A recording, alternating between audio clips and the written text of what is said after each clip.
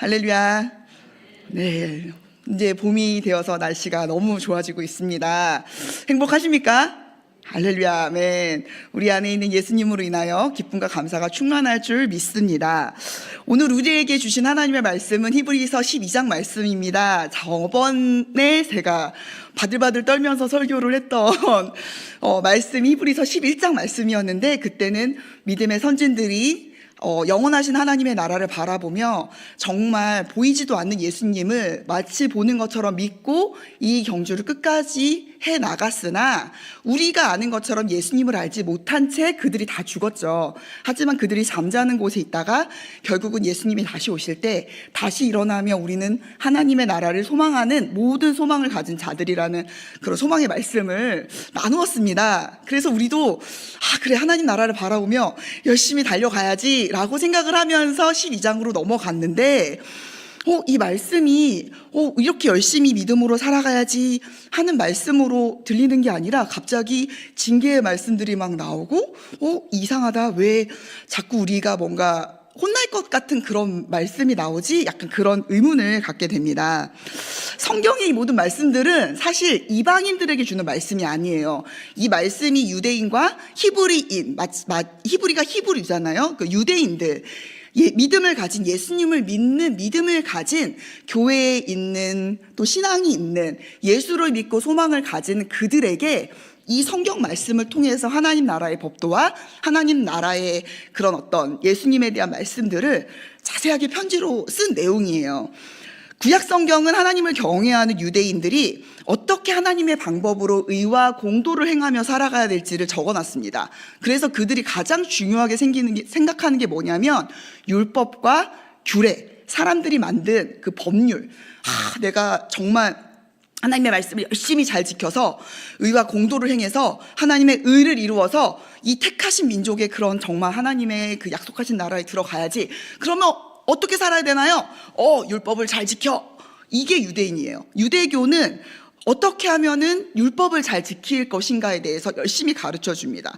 그런데 예수님 부활하시고 나서 오순절 성령 강림 사건을 통해서 성령의 임재하심과 하나님의 은혜를 맛본 기독교인들에게 이제는 차원이 다른 하나님의 나라가 임한 거예요.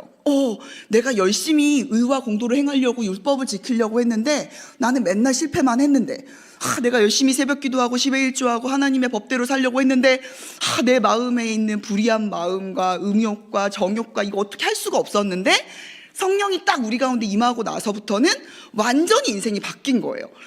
이거구나. 성령을 받고 나서는 하나님의 나라가 나한테 임하시는구나.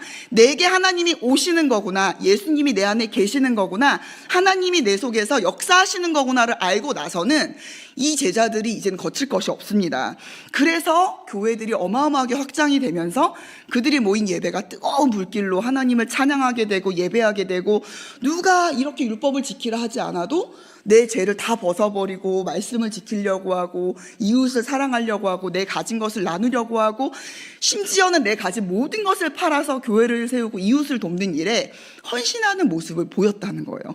그래서 성경은 지금 이렇게 마치 눈에 보이는 것처럼 이 교회들이 헌신하는 것과 교회들이 또 아울러서 그 시간이 지나서 실족해서 어려움을 겪는 모습까지 너무너무 닮아 있습니다.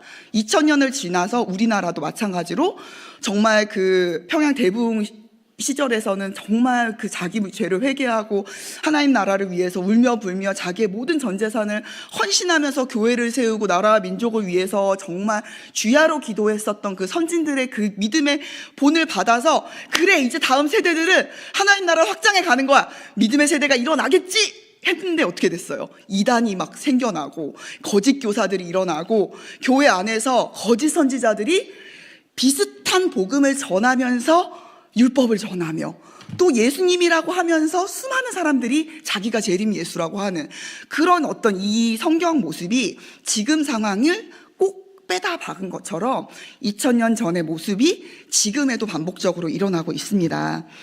히브리서의 말씀에는 이렇게 열심히 믿음 생활을 하려고 하는 우리와 같은 2000년대에 살았던 유대인, 히브리 민족들, 기독교인들에게 어떻게 하면 믿음으로 끝까지 이 경주를 해나갈 것인지에 대해서 간절한 마음으로 편지를 쓰고 있는 거예요. 아니, 이렇게 말씀을 정말 잘 지키면서 살면 될 줄 알았는데 나는 계속 실패하고 거짓 선지자들은 오고 박해는 있고, 그리고 또 어떤 경우에는 세상을 향해서 다 나가버리고, 그럼 믿음 생활 어떻게 하지 하고 있는데, 여기서 징계라고 번역된 이 단어가 사실은 헬라어 원어에서는 징계가 아니라 엄격하게 훈육하다, 교육하다, 이런 뜻이에요. 이제 그러면 징계라는 단어를 훈육이라는 말로 딱 바꿔버리면 뭔가 느낌이 다시 새로워집니다.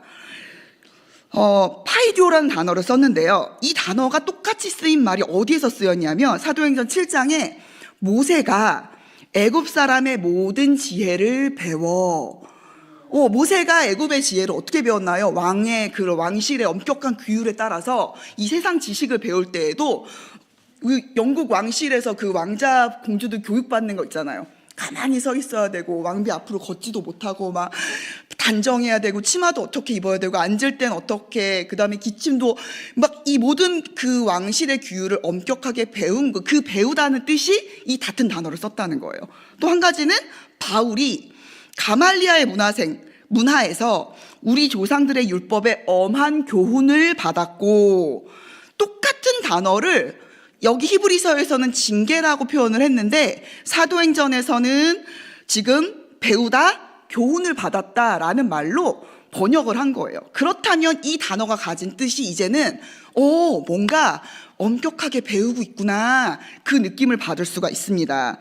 그러면 이 똑같은 문장을 저희 말로 조금 번역을 해보면 그런 거죠. 하나님이 사랑하시는 자를 엄하게 가르치시고, 그가 양자로 받아들인 자들마다, 아까 말했잖아요, 친아들이라고, 친아들만 견책하고 훈계한다고 했잖아요. 양자로 받아들인 아들마다 채찍질 하신다. 잘못하면 맞는다.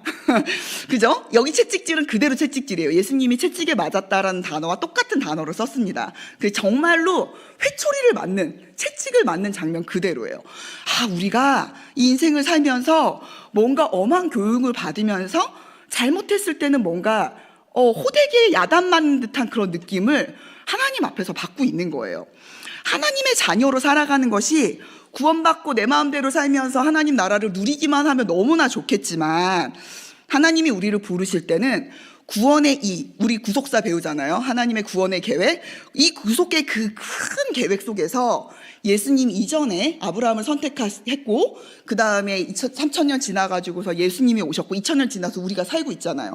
그 처음과 마지막에 그 놀라운 구원의 계획 속에서 나를 지금 이 순간 이 자리에서 부르신 계획과 뜻이 분명히 있다라는 거예요. 그렇죠. 아멘.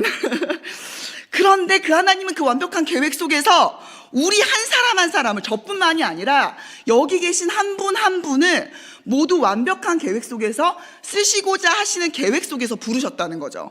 그게 바로 구속사입니다. 우리가 구원의 계획을 배우는 것은 우리 모세에게는 이런 구원의 계획이 있어서 출애굽을 시켰대, 민족을 구원했던 놀라운 일이 있었대요, 예수님에겐 이런 일이 있었대요 라고 배우는 것이 아니라 지금 내가 그 일에 쓰임받고 있어요 라고 고백을 하는 거예요. 그러면 우리의 과거와 현재와 미래가 내가 선택하든 선택하지 않았던 나의 삶과 지금의 삶과 앞으로의 모든 인생이 주님 안에 있다는 것을 믿으십니까? 아멘. 내 삶의 작은 부분도 하나님을 벗어나서 일어난 일은 단 한 가지도 일어나지 않습니다. 이제 이쯤에서 제가 추석 기간 설날 연휴 동안에 이제 예루살렘을 잽싸게 갔다 왔습니다. 그래서 예루살렘을 그렇게 금방 갔다 올 수 있나요? 저도 깜짝 놀랐습니다. 뭔가 계획을 해서 갈 줄 알았는데, 저희가 이제 갑작스럽게 예루살렘에 있는 성지연구소라는 곳이 있어요. 예루살렘 성지연구소. 이제 이 장로회 신학대학교에서는 성지연구원이라는 곳이 있는데, 40년 전에 이제 중동 지역의 평화를 기도했었던 이제 후원자들과 교수님들과 학교 측에 이런 많은 기도들이 모여서 후원금을 모아서 거기에 1, 2층짜리 단독주택을 사서 거기를 중동을 위해서 기도하고 예루살렘을 위해서 기도하는 센터를 만들자. 그리고 그곳에서 답사도 하고 연구도 이루어지는 예루살렘 연구소를 만들자 해서 그게 무려 40년 동안이나 이어져 내려오고 있었던 거예요. 그래서 장로회 신학교에서 구약, 신약, 성서학 교수님들이 2년마다 이제 그걸 돌아가면서 원장님을 맡고 계세요. 그런데 이제 제가 이제 석사 때 이제 배웠던 스승 교수님께서 이번에 이제 원장님이 되시면서 제가 이제 그거를 조금 돕게 됐어요.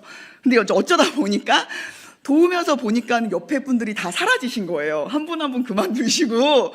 그래서 이제 여차저차해서 갑작스럽게 현지 상황을 이제 파악을 하기 위해서 갔는데, 우리 목사님은 지금 러시아에서 막 강의도 하시고 막 이런 멋진 이렇게 사역도 하시고 막 현장 답사도 하시고 막 그런 일정을 보내시는데, 저는 뭐 사진도 안 가져왔잖아요.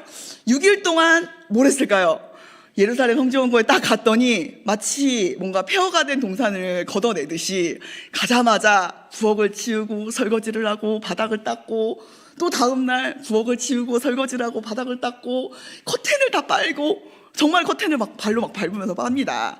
그리고 마당에 막 우거진 나무, 정말 정글처럼 우거진 나무들을 다 손수 자르고, 우리 교수님은 지붕 위로 올라가서 막 그 나무를 잘라요.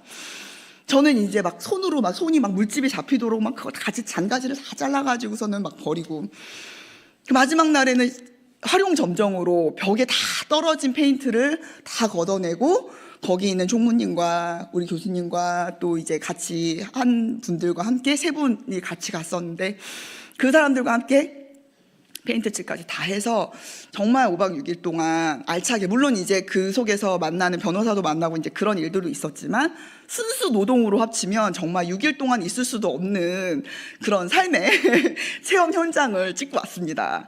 자, 그런데 놀랍게도요, 교수님도 놀라시죠? 아니, 어떻게 이렇게 곱게 자란 것 같은 그런 전도사가 하나님의 일을 하면은 열심히 공부해가지고 학문을 익혀서 우리 정말 하나님의 말씀은 이렇습니다 이렇게 전하면 너무 좋을 것 같지만, 우리 하나님께서 나의 삶을 인도하실 때, 저희는 저번에도 잠깐 얘기했지만 가족들이 같이 살았고요, 시어머니랑 같이 살고 시아버지랑 같이 살고 병 간호를 막 하면서 간병비가 월급보다 더 많이 나가면서 물질의 고난을 받고, 집에서는 막 고모도 시집 가야 돼서 목돈이 들어가고, 우리는 계속 돈도 없고 애는 유치원도 못 보내고, 그런 시절들을 보내면서 뭐 인테리어는 꿈도 꿀 수가 없죠. 마지막에 정말 너덜너덜한 벽지를 다 뜯어내서 혼자 도배하고 페인트도 칠하고 하면서 그 집에서 훈련받고 연단받고 살았던 그 모든 것이 너무나 놀랍게 제가 사역의 현장에서 거칠 것이 없이 그냥 뭐 청소하면 청소, 빨래하면 빨래, 뭐 뭐든지 다 할 수 있는 그런 자리까지 가게 된 거예요. 그래서 하나님이 나의 삶을 봤을 때 그 당시에는 왜 우리는 이런 어려움이 있습니까? 왜 우린 이런 고통이 있습니까? 왜 나에게는 이렇게 예상하지 않는 시련이 몰려옵니까? 아니, 우리가 이렇게 해외여행도 갈 수 있고 여행도 갈 수 있는데 집에 환자가 있으니 저희는 뭐 여행도 꿈도 못 꾸고요, 가족여행도 꿈도 못 꾸죠. 우리 그 남편도 회사를 다닐 때에는 중고등부 수련회를 가야 되니까 휴가도 한 번도 가지를 못합니다. 하나님이 그 모든 기간을 다 보고 계셨다는 거예요. 그래서 내가 하나님의 일을 감당하고 내가 하나님의 교회를 세우고자 했을 때 멋진 옷을 입고 기깔나는 말씀만 번들번들한 그런 말씀을 전하면서 우리 예수님을 만나면 이렇게 형통합니다, 이런 것을 전하는 것이 아니라, 이 땅의 삶이 끝이 아닙니다, 여러분. 하나님 나라가 반드시 있고 우리가 갈 곳은 이곳이 아니라 하나님 나라입니다라고 복음을 전할 수밖에 없는 그런 존재로 만드신 거예요. 그렇다면 이 한 교회에서 하나님이 우리에게 전하는 메시지는 명확합니다. 우리가 알 수 없는 일들, 우리의 생각으로 이해할 수 없는 사람들, 나는 내 남편이 이해가 안 가요, 나는 내 아내가 이해가 안 가요, 나는 집안에 어려움이 있는 거 이해가 안 갑니다, 지독한 가난이 왜 안 끝나는지 도저히 알 수가 없습니다, 나는 우리 며느리가, 나는 우리 시어머니가 이 사람이 마음에 안 들어요, 저게 싫어요.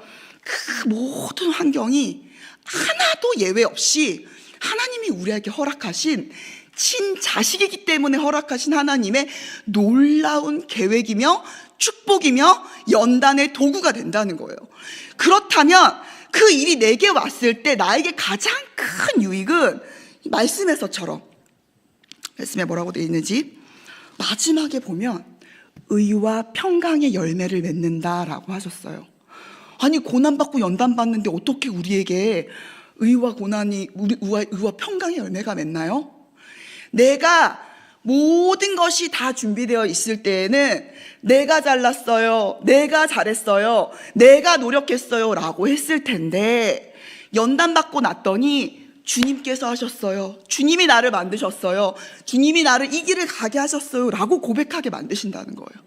그리고 났더니 하나님 나라가 보이고, 그리고 났더니 내가 깊은 회개 가운데 들어가고, 주님, 내가 아무도 사랑할 수 없는 자인데 그 맞지 않는 사랑과 맞지 않는 환경 속에서 주님께 간절히 기도했더니 주님이 나를 만나주셨습니다 고백하면서 하나님을 깊게 만나는 놀라운 은혜의 역사가 우리 가운데 있다는 거죠.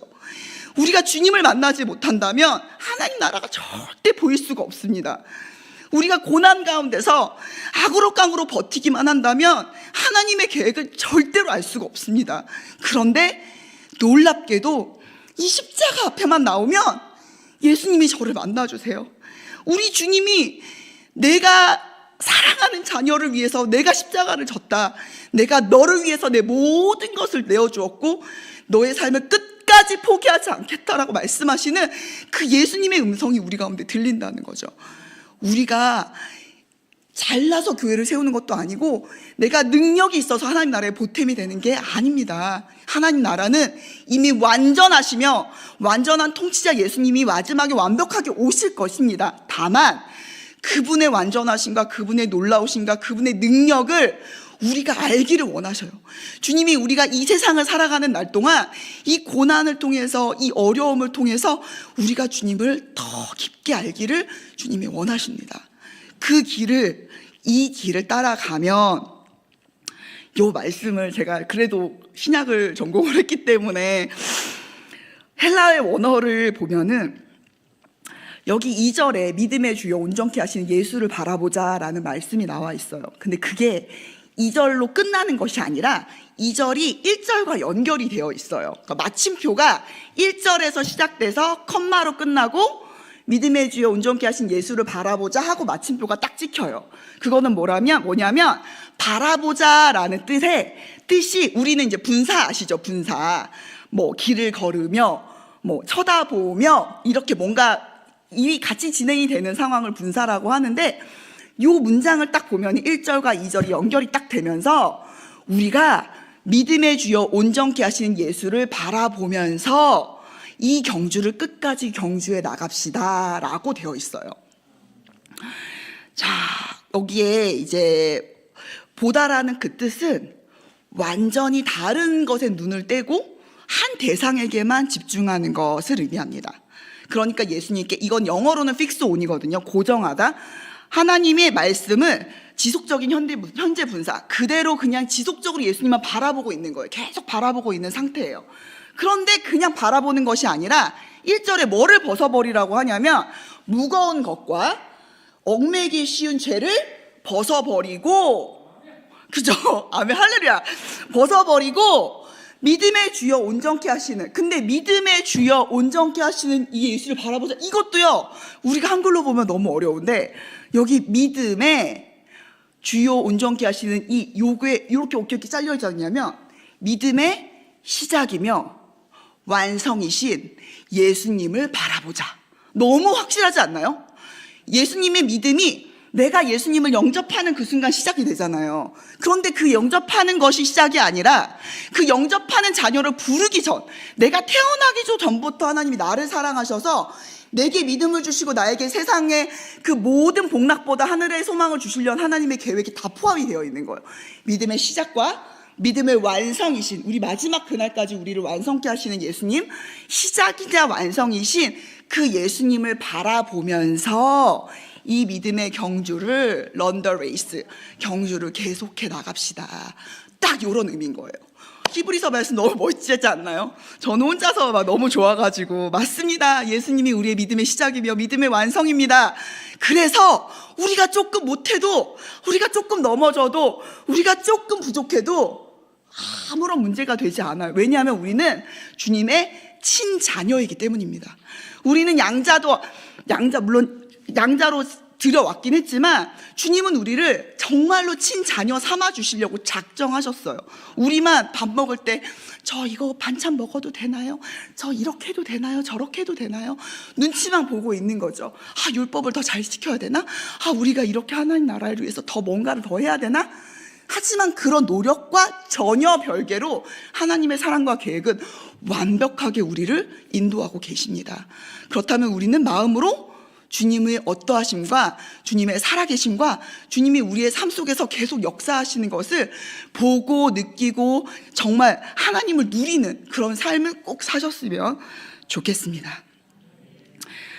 그래서 믿음의 사람은 열거한디베 12장에서 그들은 완성이 아니라 언약을 받고 그들이 모두 죽음의 자리에서 하나님을 바라보았지만 그들조차 완성이 아니었습니다. 진짜 시작과 완성은 예수님이십니다. 그래서 믿음의 시작이며 완성자이신 예수님을 향해서 우리 계속해서 우리의 시선을 고정하며 인내로 이 경주를 달려나가는데, 우리 목사님이 늘 말씀하셨던 신수감수 맞죠? 감사하며 순종하는 마음. 주님 감사합니다. 주님 감사합니다. 내게 고난 주신 것 감사합니다. 내게 일어난 모든 일들 감사합니다. 내게 이렇게 말도 안 되는 상황이 일어났지만 주님 뜻을 믿습니다. 감사합니다. 내가 정말 이 사람과 마음을 맞지 않지만 그것 또한 나를 거룩하게 만드시며 나를 주님께로 이끄시는 하나님의 놀라운 역사입니다. 그 사람이 아니었으면 나는 기도하지 않았고 그 일이 아니었으면 저는 주님을 만날 일이 없었지만 그 일과 그 사람으로 인해서 내가 주님께로 더 가까이 갔다면 완벽한 하나님의 계획이시죠. 우리를 더 거룩하게 만드시는 하나님의 놀라운 은혜인 줄 믿습니다. 우리 모든 성도분들 할렐루야로 우리 신수감순하기를 소망하며 우리 이 시간에 함께 기도하도록 하겠습니다. 우리 첫째로 우리 믿음의 주여 온전케 하시는 믿음의 시작이자 마침이 되시는 예수님을 바라보게 하옵소서. 우리 간절히 기도했으면 좋겠습니다. 두 번째로 기도하면 좋겠습니다. 주님을 바라보고 싶지만 나의 능력과 의지가 연약하오니 주여 성령을 부어주셔서 하나님의 영으로 우리가 주님을 바라볼 수 있도록 도와주시옵소서. 마지막으로 세 번째로 기도합니다. 주여 우리가 성령 충만을 받고 내 인생의 여정을 내 마음대로 내 뜻대로 살지 아니하고 오직 주님이 부르신 사명 따라 살아가게 하여 주시옵소서. 하나님 나라와 교회 위에 크게 쓰임받게 하시고 하나님 내가 있는 자리에서 하나님 나를 사용하여 주시옵소서. 의와 평강에 하나님 정말 그런 마음을 주실 줄 믿습니다. 우리 함께 주여 삼창하시면서 우리 성령의 충만함을 구하며 함께 기도하도록 하겠습니다. 주여 하나님